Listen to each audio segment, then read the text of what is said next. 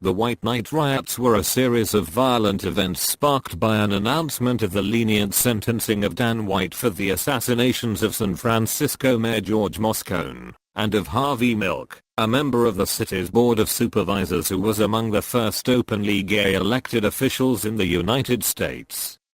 The events took place on the night of May 21, 1979, the night before what would have been Milk's 49th birthday in San Francisco. Earlier that day, White had been convicted of voluntary manslaughter, the lightest possible conviction for his actions. That White was not convicted of first-degree murder, of which he was originally charged, had so outraged the city's gay community that it set off the most violent reaction by gay Americans since the 1969 Stonewall Riots in New York City, which is credited as the beginning of the modern gay rights movement in the United States. The gay community of San Francisco had a long-standing conflict with the San Francisco Police Department.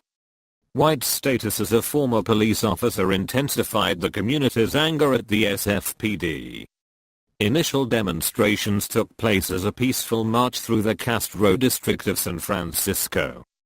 After the crowd arrived at the San Francisco City Hall, violence began. The events caused hundreds of thousands of dollars worth of property damage to City Hall and the surrounding area, as well as injuries to police officers and rioters. Several hours after the riot had been broken up, police made a retaliatory raid on a gay bar in San Francisco's Castro district. Many patrons were beaten by police in riot gear. 24 arrests were made during the course of the raid, and several people later sued the SFPD. In the following days, gay leaders refused to apologize for the events of that night. This led to increased political power in the gay community, which culminated in the election of Mayor Dianne Feinstein to a full term, the following November.